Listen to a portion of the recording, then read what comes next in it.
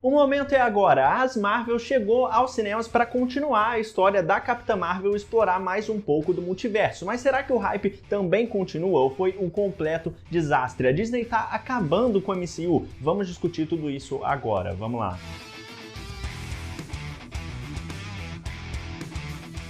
Fala nerds, eu sou o Lucas, sejam muito bem-vindos ao Experiência Nerd. Eu preciso admitir pra vocês, né, pra mim o primeiro filme da Capitã Marvel tinha um potencial muito bom de explorar mais do universo cósmico da Marvel, que só tinha sido feito lá com Thor e Guardiões da Galáxia também, né, principalmente trazer uma nova personagem e se aprofundar, né, no conflito dos Skrulls na Terra e a batalha eterna que eles têm com os Kree. Mas no começo, então, lá em 2016, quando a Brie Larson ela foi anunciada, né, pro papel, eu tinha uma expectativa de ser um filme bem diferente, né, que aliás ia ter uma ambientação nos anos 90. Parecia que ia dar certo, só que chegou 2019 e a verdade é que pra mim esse filme foi um dos filmes mais genéricos e sem personalidade que o MCU já teve. A própria Brie Larson, que prometia bastante pra mim, deixou a desejar também lá naquele filme. Então pra mim tava bem claro que o primeiro filme da Capitã Marvel, eu acho que ele só tinha feito tanto sucesso, principalmente em bilheteria, né, alcançando 1 bilhão, por causa de todo o hype também que a gente tinha, né, lá em Guerra Infinita e Ultimato, já que Capitã Marvel saiu nesse meio desses dois grandes eventos que a gente teve, né, e eles tinham dado uma deixa lá em Guerra Infinita para, enfim, a gente ter a grande participação da Capitã Marvel em Ultimato. E esse não é só o caso da Capitã Marvel, né, teve outros filmes também sendo lançados naquele período que conseguiram uma bilheteria astronômica, tipo Homem-Aranha Longe de Casa, que para mim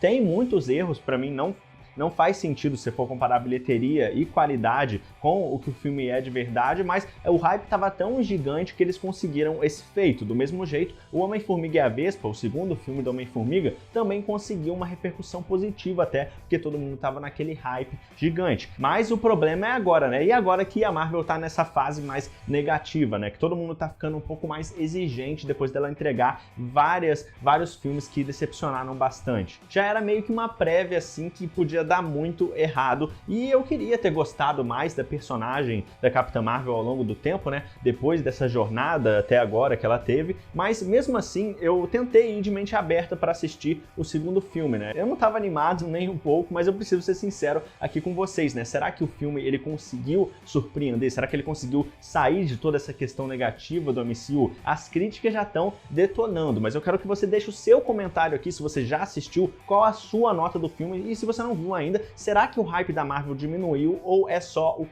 um caso isolado? É só alguns filmes isolados ela vai conseguir dar a volta por cima? Comenta aqui embaixo e vamos pro vídeo.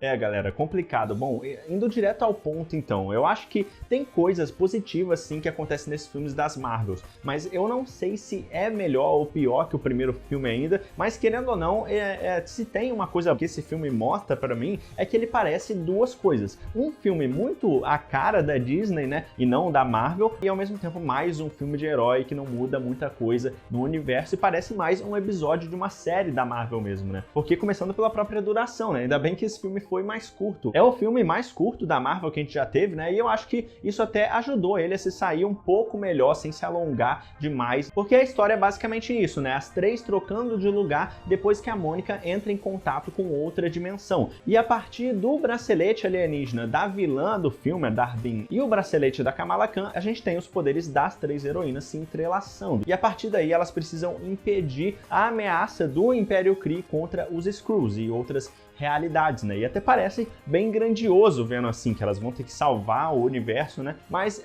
no meu caso, eu não senti em nenhum momento que as personagens estavam em risco, sabe? Em nenhum momento eu senti que a Capitã Marvel estava com algum risco, a Ms. Marvel e a Monica Rambeau. Eu não consegui ter essa imersão com o filme. E isso muito por causa da vilã também, né? Que não tem impacto nenhum, galera. Sério, em nenhum momento eu senti que ela representava alguma ameaça de verdade para as Marvels, né? E a atriz, a Zoe Ashton, que inclusive a curiosidade que ela é esposa do Tom Hiddleston, né, o Loki do MCU, olha que loucura, mas pra mim eu acho que faltou ela pediu algumas dicas ali pra ele, porque ela mandou muito mal na atuação, ela não tem muita personalidade, sabe, parece, não tem muita profundidade essa personagem, ela entra no grupo de vilões genéricos da Marvel que você vai esquecer daqui a alguns dias, tipo, você não vai ter nenhum impacto futuro desse personagem, muito diferente do Alto Evolucionário, por exemplo, que a gente viu esse ano, né, nos Guardiões da Galáxia, que foi muito marcante, querendo ou não. tem realmente uma história muito interessante com os personagens, que se conecta com eles, e você tem um drama muito grande acontecendo ali. Mas mesmo que aqui eles tentem fazer isso, né, com o passado da Capitã Marvel, em nenhum momento eles conseguem realmente fazer a vilã crescer. Ela sempre fica naquela linha superficial da maioria dos vilões ruins que a gente já teve na Marvel. Porque até quando parece que ela vai representar algum perigo de verdade para a Capitã Marvel, né, por causa do bracelete que ela tem, eles simplesmente esquecem isso lá pro final do filme. Eles ignoram totalmente aquele conceito que eles mesmos estabeleceram lá no início do filme. Então nem tem esse cuidado assim o roteiro, sabe? Do mesmo jeito, galera, eu queria ter gostado mais da Brie Larson nesse filme, porque de novo eu acho que muita gente usou como desculpa lá no primeiro filme que ela teve uma interpretação mais fria, sem emoções assim, por causa das memórias dela que foram apagadas, né? O que até faz certo sentido, mas eu já vi outros personagens que não lembram tanto do passado, que ele consegue entregar um peso maior que eu acho que ela não entregou, mas aqui ela se recorda das coisas também, então não tem mais tanto essa questão, e mesmo assim eu sinto o tempo todo que como se a atriz ela só tivesse ali ok, sabe? Eu não sei se ela não ficou satisfeita com a personagem dela nesse filme, o papel que ela estava tendo, mas eu não sei, né? E outro problema também é sobre os poderes dela, né? De novo, eles erraram nisso porque tá totalmente desbalanceado aqui. E eu não sei se só eu que estranhei isso, né? Porque eles querem fazer ela ser tão poderosa, né? Capitã Marvel ser tão poderosa, mas às vezes ela tem dificuldade com alguns capangas aleatórios, uns 2 ou 3 capangas aleatórios da vilã. E tudo piora no final, porque depois dela ter os poderes dela comprometidos, né? Eu não vou dar spoiler aqui, nenhum detalhe, pra não dar spoiler pra vocês, mas ela consegue fazer uma coisa super overpower, absurda, que a gente pensa que ela vai ter que se sacrificar até pra fazer, mas ela vai lá e faz com uma facilidade absurda. Então tem 2 erros grotescos nisso. Como ela fez isso tão fácil, sendo que nem era pra ela estar com o poder muito alto, e se ela fez isso facilmente com poder baixo, porque ela nunca tinha pensado em fazer isso nesses 30 anos que ela ficou fora da Terra, que simplesmente resolve a questão ali dos Skrulls e dos Kree. Simplesmente não dá pra entender, sabe? Parece que o roteiro ele dá aquela forçada ali, que quando é conveniente eles fazem ela ser poderosa, e quando não é, eles fazem ela sofrer pra enfrentar 1 ou 2, 3 capangas, entende? Então, tipo, não dá pra entender. Mas enfim, né, já no caso da Monica Rambeau, eu gostei mais dela, porque eu achei bem legal, né, eu gosto dela desde WandaVision, eu achei bem legal o conflito que ela tem da mãe dela, a falta que a mãe dela faz, né, e o conflito por causa disso que ela tem com a Carol, porque a Carol tá sumida, nunca mais voltou, né? Então não apareceu ali para consolar ela, não teve presente todo esse tempo. Mas eu achei que a motivação da Carol, que é revelada depois, seria outra, sabe? Que eles dariam uma justificativa melhor, mas ela dá uma justificativa muito ruim pra Mônica, que eu acho que não faz tanto sentido assim. Eu acho que eles deram uma exagerada aí pra, de novo, dar uma desculpa do porquê que a Capitã Marvel ficou tanto tempo de fora dos filmes, né? Esse tempo todo no espaço. Eu acho que essa questão da Capitã Marvel e de como que ela é considerada pelos Kree, pelos Skrulls, tudo isso podia ser trabalhado melhor para não ficar tão estranho assim, ela não poder voltar lá, sabe? Sendo que a Monica Rambeau criança nem sabia de tudo que estava acontecendo, então ela poderia voltar facilmente. Então acho que tudo isso fica meio mal explicado, sabe? É aqueles furos que acontecem assim na Marvel que ela tenta ficar explicando, e quanto mais ela explica, mais piora a situação, né? E eu acho que a Monica Rambeau ela tinha mais potencial ainda, sabe? Mas eles também não se aprofundam tanto assim na questão da mãe dela como eles poderiam, né? O legal é que ela tá mais poderosa também, aprendendo a usar os poderes. A gente inclusive tem 2 menções para WandaVision, alguns flashbacks para contextualizar para quem não viu a série, né, ou não lembra mais também, e a mesma coisa acontece com a Kamala, né, inclusive falando da Kamala Khan agora, ela tem uma conexão fundamental com a trama, como a gente já tinha visto nos trailers, por causa dos braceletes, né, ela tem um dos braceletes que dá os poderes para ela, esse bracelete alienígena, com origem alienígena, e a vilã tem outro bracelete. Tudo isso já estava nos trailers, então não é necessariamente spoiler, né, mas basicamente fica claro também que, como eu disse, esse filme parece mais um episódio, né, de Miss Marvel ou de uma série das Marvels em si, mas serve mais para criar para Kamala Khan uma relação, uma ligação, né, dela com a Carol Danvers, já que ela é a maior fã da Capitã Marvel, né? Então esse ponto é bem interessante até. Eu gostei de como que ela admira a Capitã Marvel, mas ao mesmo tempo ela vai vendo outro lado lado da Carol, né? Até o ponto dela discordar da Carol em vários momentos também. Pra mim, a atriz da Miss Marvel, a Emma Villani, até que ela combina bem mesmo com a personagem, ela é carismática e tal, até melhora o humor do filme em alguns momentos, mas pena que não deram um roteiro tão bom pra ela aqui nesse filme e lá na série dela também, né? Tinha mais potencial dela pra explorarem. Eu tenho a HQ aqui da Miss Marvel antes dela ser adaptada, também aconteceu a mesma coisa com a Gavião Arqueira, né, da Kate Bishop, que a gente também tem um arco bem legal dela nos quadrinhos, eu acho que eles não aproveitaram também. A Mulher Hulk, então, nem se fala, né? Mas eu acho que essa personagem, ela tinha um potencial, mas a Marvel ela não explora isso muito bem, sabe? A atriz eu acho que não é o problema, eu acho que é mais o roteiro em si, que basicamente ela tá nesse filme só pra estabelecer mais essa ligação mesmo, não consigo ver um arco tão grande pra ela, sabe? Até porque esse filme ele foi muito cortado, né? A montagem dele tá toda errada, a gente já vai falar mais disso pra frente, mas pra completar os personagens, é impressionante o que eles fizeram com o Nick Fury, né? Transformaram ele num completo, tipo, idiota, que não liga pra nada, que é só um alívio cômico, sabe? Porque, se vocês lembrarem bem, eu nunca esqueci disso, e esse filme só me fez lembrar e ter mais raiva disso, porque lá em Capitão América o Soldado Invernal, o Nick Fury ele diz pro Steve Rogers: da última vez que eu confiei em alguém, me custou um olho. E essa frase enigmática e badass que ele disse lá naquele filme foi totalmente destruída no filme da Capitã Marvel, quando a gente descobre que foi a Agatha Goose que arrancou o olho dele. Então, tipo, eles estragam totalmente aquela linha de diálogo naquele filme e a personalidade do Nick Fury até, né? Quase me fez desistir do primeiro filme na época, mas aquele filme, inclusive, a gente tinha a desculpa de que o Nick Fury ele tava mais diferente, né? Ele tinha a desculpa que ele tava mais jovem e tal, tava se passando no passado, então era uma versão diferente do Nick Fury. Mas aqui ele tá talvez ainda pior, porque basicamente ele só serviu pra ser um alívio cômico, como eu disse. O grande líder da SHIELD e agora da Saber nem parece que se importa muito com o que tá acontecendo ali, sabe? É a mesma impressão que eu tive lá em Invasão Secreta, que a gente tem várias mortes lá acontecendo e o Nick Fury ele começa de um jeito e termina exatamente do mesmo jeito. Então isso só prova, inclusive, como a série da Invasão Secreta foi um insulto para a saga dos quadrinhos, né? Foi totalmente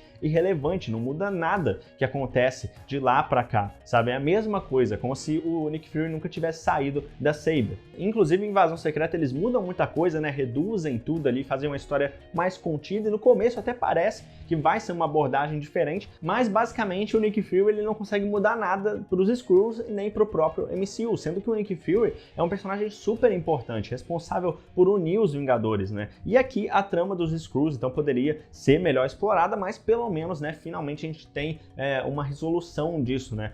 Um pouco melhor só do que a Invasão Secreta, porque eles finalmente dão uma solução para o problema deles, né? Mas o problema é que a resolução que eles dão é a mais óbvia possível, né? Uma solução que parece inacreditável que o Nick Fury não pensou nela todo esse tempo, né? Então, o Nick Fury pra mim foi um grande desperdício nesse filme, sério. Do mesmo jeito que foi lá no início, tipo, é um personagem tão legal e eles conseguiram fazer, continuar estragando o personagem assim. Eu não sei o que eles querem com esse personagem e continuar com ele desse jeito, sabe? É muito triste quando isso acontece, quando acontece isso com Nick Fury, com um personagem que a gente gosta tanto como o Hulk, por exemplo, que tá tão problemático recentemente. Então, às vezes eu não entendo o que a Marvel quer fazer, sabe? Parece que ela tira tudo de interessante que o personagem tem e transforma o personagem só em um alívio cômico, tira tudo que as pessoas querem ver de verdade, né? Mas vamos tranquilizar, porque senão eu vou estourar aqui de decepção. Mas pra fechar, a gente precisa falar sobre as conveniências do roteiro. Porque, por exemplo, quando a gente tem as 3 personagens trocando de lugar, o que é uma ideia muito legal, pode dar uma dinâmica boa até, né? Elas trocando assim, cada vez que uma usa um poder, elas trocam de lugar. Mas isso é muito conveniente com o roteiro, sabe? Porque de acordo com a situação, quando a situação pede, elas trocam magicamente, às vezes pra ser uma piada, ou às vezes na hora certa e tal, às vezes funciona, às vezes não, então fica muito confuso isso, sabe? Do mesmo jeito, outra conveniência é a Agatha Goose, né? Que ela é usada para sempre quando o roteiro ele precisa dar alguma solução rápida ali. Toda aquela cena que a gente tem mais pro final, que eles usam para facilitar demais as coisas, sabe? Vários diálogos também super expositivos que a gente tem, por exemplo, a Monica Rambeau precisando explicar tudo toda hora de um jeito científico e a Carol e a Kamala sem entender nada. Tipo, no início é legal, mas depois dá uma cansada, sabe? A gente não quer seguir em frente já com a história. E é engraçado pensar que essa troca dos poderes, né, é bem aleatória, porque a Marvel ela não explica como que funciona essa troca, mas ao mesmo tempo é tudo roteirizadinho para elas coincidentemente trocarem no momento certo para fazer a cena andar. Então, eu acho que pra mim o ritmo do filme também é bem esquisito, sabe? Então, pra mim é um problema muito grande do roteiro, um problema sério que o roteiro tem, e também da montagem do filme, que parece que foi todo picotado, sabe? E prejudica demais o ritmo do filme. É bem esquisito, porque no começo você não para mesmo em nenhum momento, só vai acontecendo uma coisa atrás da outra. Então, a montagem deve ter contribuído muito pra isso. Eles cortaram várias cenas pra tentar deixar o filme o melhor possível, mas isso criou um Frankenstein, né? Porque algumas cenas elas não funcionam mesmo, e por isso a montagem do filme, o jeito que eles constroem as cenas, às vezes deixa as coisas bem confusas, sabe? Do mesmo jeito como eles mostram as três personagens mudando de lugar, que eu disse, a dinâmica dos poderes e mesclando fica até legal, mas não dura muito tempo isso. E também a ação, ela tem muitos cortes, sabe? Às vezes não dá pra entender muito bem o que tá acontecendo. Não é nenhuma novidade. E outra novidade que não é também, que a gente tem em vários filmes da Marvel, né, é a questão do humor. Sempre tem uma comédia na maioria dos filmes, né? E falando do humor, então, eu acho que não tá tão equilibrado, mas pra mim a duração do filme ser mais curta, né, foi bom para cenas de comédia, já que aqui eles não costumam ficar repetindo muitas e muitas vezes a mesma piada. Acontece, mas não é tanto assim. Isso não quer dizer, claro, que as piadas vão funcionar. Vai de cada um, né? Pra mim, não funcionaram muito bem. Teve muitas que eu não ri, eu acho que eles passaram um pouco do ponto. Aliás, como eu disse lá no começo do vídeo, esse filme, ele parece até mais um filme da Disney do que do próprio MCU. Ainda mais se a gente parar pra pensar nos filmes do começo do MCU, né? É muito diferente o tom, parecia que as coisas eram mais sérias lá, sabe? Pega o primeiro Homem de Ferro, por exemplo. Aliás, uma prova disso, de que esse filme é muito Disney, que a gente tem até uma cena de musical acontecendo em um momento. E essa cena foi muito gratuita, né? Porque destoa totalmente do resto do filme, né? Não que eles se levem tanto a sério assim quando acontece essa cena, né? Mas também eu acho que não encontram um ponto de equilíbrio, sabe? Parece que só acontece do nada pra, inclusive, elas ganharem novos uniformes depois. Então a sorte é que essa cena do musical não dura tanto tempo também para estragar o filme por completo, né? Para mim não tem problema, inclusive, variar o tom dos filmes, fazer uma coisa mais leve e tal, fazer outro filme mais sombrio, fazer um filme para maiores de 18 anos, isso é muito bom pro gênero respirar até. Mas eu acho que por causa de todas essas inconsistências que a gente tem no filme, as Marvels não é um bom exemplo disso, não tem tanta identidade, sabe, nesse filme. Eles perderam a oportunidade mesmo na história, na ação, com vários cortes, efeitos visuais bem mais ou menos, na trilha sonora, com um rap que não casou mesmo nessa transição de poderes que elas têm. Eu amo um filme de super-herói, eu acho que tem um potencial infinito aí se você ir por outros gêneros, dentro do próprio gênero de super-heróis, mas eu acho que esse filme acaba se tornando só mais um filme de super-herói na engrenagem do universo cinematográfico da Marvel, onde a cena pós-crédito vai ser mais importante que o próprio filme em si. E aliás, tem uma cena pós-crédito, então quem ainda não viu e quer ficar para ver o que acontece lá, que pode ter uma repercussão futura, fica ligado para não perder. E aí, você concorda ou discorda com toda essa crítica? Você curtiu as Marvels? Bom, acho que deu para ver que eu não curti tanto assim, mas eu quero muito saber a sua opinião aqui embaixo. Já aproveita e deixa o seu like, então, caprichado aqui também, que me ajuda demais, e se liga, porque você precisa estar inscrito no canal com o sininho ativado para não perder o vídeo que eu vou lançar em breve sobre a cena pós-crédito do filme. Se você quer entender tudo sobre o final, você precisa estar inscrito, então clica aqui agora. Enquanto isso, se liga também nesses outros vídeos que eu separei, eu tenho certeza que você vai curtir. Então demais, é isso aí, valeu, falou e até mais.